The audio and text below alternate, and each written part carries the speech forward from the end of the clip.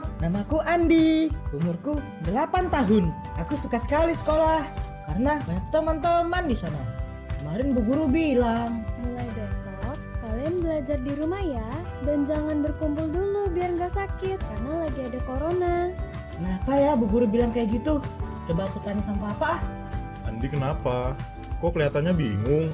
Iya Pak, Andi bingung. Kemarin Bu Guru bilang ada corona. Emangnya corona itu apa sih Pak? Jadi gini Andi, corona itu adalah virus yang mudah menyebar dan bisa membuat banyak orang jatuh sakit. Virus corona itu bentuknya sangat kecil, apa aja nggak bisa lihatnya. Harus pakai alat khusus di lab. Ini juga menimbulkan gejala yang sama seperti sakit flu, yakni batuk, demam, dan sulit untuk bernafas. Virus ini juga bisa nyerang siapa aja loh, dari yang muda sampai yang tua. Tenang, dokter dan peneliti sekarang lagi mencari obatnya kok. Begitu, kita tetap harus menjaga diri ya, supaya nggak tertular sama corona. Caranya gimana tuh Pak? Caranya, kita harus rajin cuci tangan pakai sabun. Setiap habis dari luar, setelah memegang sesuatu, sebelum dan setelah makan. Pokoknya kita harus cuci tangan ya. Terus, kalau batuk, harus ditutup. Contohnya seperti yang ada di gambar. Hindari menyentuh wajah supaya bakteri dan virus yang ada di tangan gak nempel di wajah kita. Oh, udah itu aja Pak. Belum, masih ada lagi. Kita harus jaga jarak sama orang lain, menghindari tempat-tempat yang ramai, dan yang paling penting, sebisa mungkin kita harus tetap di rumah supaya kita nggak terpapar oleh virus yang berbahaya. Oh, kayak gitu ya Pak. Kita harus bisa menjaga diri supaya nggak kena virus corona dan nggak makin banyak orang yang tertular. Andi mau sehat kan? Iya, Andi mau sehat dan teman-teman juga. Teman-teman, ingat ya pesan ini. Assalamualaikum warahmatullahi wabarakatuh. Ketemu lagi dengan Bapak di kelas virtual kita, kelas 5A SDN Kanginan 1, Pamekasan. Oke anak-anakku sekalian, sudah siapkah belajar hari ini? Bapak harapkan kalian sudah siap semuanya anak-anak ya. Oke, hari ini kita akan belajar tentang tema 6, subtema 1, PB 3. Oke anak-anakku sekalian, Bapak lanjutkan ya. Hari ini sebagai kegiatan literasi, silahkan kalian buka buku paket halaman 24 sampai dengan 25. Kemudian kalian baca dengan sebaik-baiknya, dipahami apa kandungannya, apa maknanya, yang berjudul Manusia dengan Lingkungan Alam. Apa yang ada di sana? Silahkan kalian baca ya, kalian baca sebagai kegiatan literasi, karena dengan banyak membaca, jendela pengetahuan kalian akan semakin luas. Oke anak-anakku, Bapak lanjutkan ya. Oke. Nah, tugas hari ini, kerjakan buku paket halaman 27. Nomor 1 sampai dengan nomor 5. Silahkan anak-anakku kerjakan di buku tugas ya. Jangan lupa setiap tugas pada saat kalian mengerjakan difoto, kirim ke grup WA Paguyuban agar Bapak tahu bahwa kalian memang benar-benar bekerja. Oke anak-anakku sekalian, kita lanjutkan pelajaran.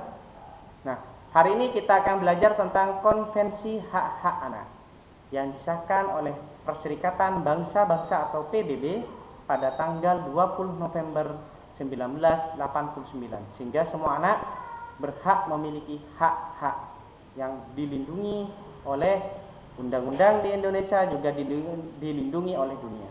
Oke anak-anakku sekalian, apa Konvensi Hak Anak? Yang pertama adalah hak kelangsungan hidup, hak untuk melestarikan dan mempertahankan hidup, dan hak memperoleh standar kesehatan tertinggi dan perawatan yang sebaik-baiknya. Jadi semua anak di dunia memiliki hak untuk hidup. Semua anak-anak di dunia tanpa terkecuali, semuanya berhak untuk hidup. Ya. Yang kedua tentang hak perlindungan. Apa hak itu perlindungan? Perlindungan dari diskriminasi, dibeda-bedakan, eksploitasi, dimanfaatkan untuk memperoleh keuntungan, kekerasan, dan keterlantaran. Kamu memiliki hak yang sama dengan anak-anak lain untuk melakukan kegiatan keagamaanmu, atau melakukan kegiatan perayaan tradisimu. Sebagai seorang anak, kamu belum boleh bekerja dan kamu berhak diperlakukan secara baik tanpa kekerasan. Sehingga kalian semua tidak berhak untuk bekerja, tapi kalian hanya diperbolehkan untuk belajar. Ya, namun jangan lupa sampean juga boleh membantu orang tua kalian tanpa paksaan. Jika misalnya kalian disuruh bekerja, karena kalian masih harus untuk belajar, ya anak-anak ya. Yang ketiga, hak untuk tumbuh kembang. Apa hak untuk tumbuh kembang? Hak memperoleh pendidikan dan hak mencapai standar hidup yang layak bagi perkembangan fisik, mental, spiritual, keagamaan, moral, dan sosial, hubungan dengan sesama manusia atau sesama teman. Kamu memiliki hak untuk bersekolah, mendapatkan tempat tinggal, mendapatkan makanan dan minuman yang layak. Hakmu adalah bermain dan mendapatkan istirahat yang cukup. Namun, jangan lupa hanya bermain saja, tidak ya anak-anak ya. Jangan lupa untuk belajar, untuk sholat, ya, untuk beribadah kepada Allah. Karena hal itu diperlukan untuk pertumbuhan dan perkembanganmu sebagai seorang anak. Ya anak-anak ya, untuk tumbuh kembang. Sampean berhak untuk memiliki hak untuk tumbuh kembang. Ya.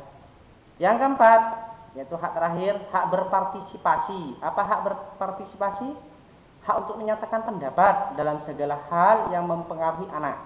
Kamu mempunyai hak untuk mendapatkan informasi yang sesuai dengan usiamu. Kamu juga berhak untuk memberikan pendapat jika itu berhubungan dengan kehidupanmu sebagai seorang anak. Sehingga kalian semua berhak untuk berpartisipasi, berhak untuk menyatakan pendapat, ya, baik di dalam keluarga, di sekolah, di masyarakat, ya. Kecuali di bangsa dan negara, kalian masih belum berhak untuk memilih, belum berhak untuk dipilih karena belum waktunya, ya. Tapi kamu berhak juga pada saat sampean di keluarga dimintai pendapat tentang yang kalian inginkan atau yang tidak sesuai dengan hati nurani kalian. Tapi jangan lupa berpartisipasi, menyatakan pendapat, harus bertanggung jawab. Harus bertanggung jawab dengan pendapatnya. Nah, jika pendapat kalian ditolak, jangan sampean marah-marah, ya.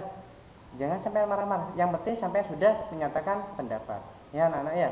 Karena hak berpendapat kalian dilindungi oleh undang-undang. Di sekolah juga begitu, sampai berhak untuk berpendapat. Pada saat pemilihan ketua kelas, kalian berhak untuk menyatakan pendapat bahwa si A ini berhak untuk dipilih sebagai ketua kelas. Namun keputusan bersama itu yang penting. Keputusan bersama, keputusan musyawarah mufakat.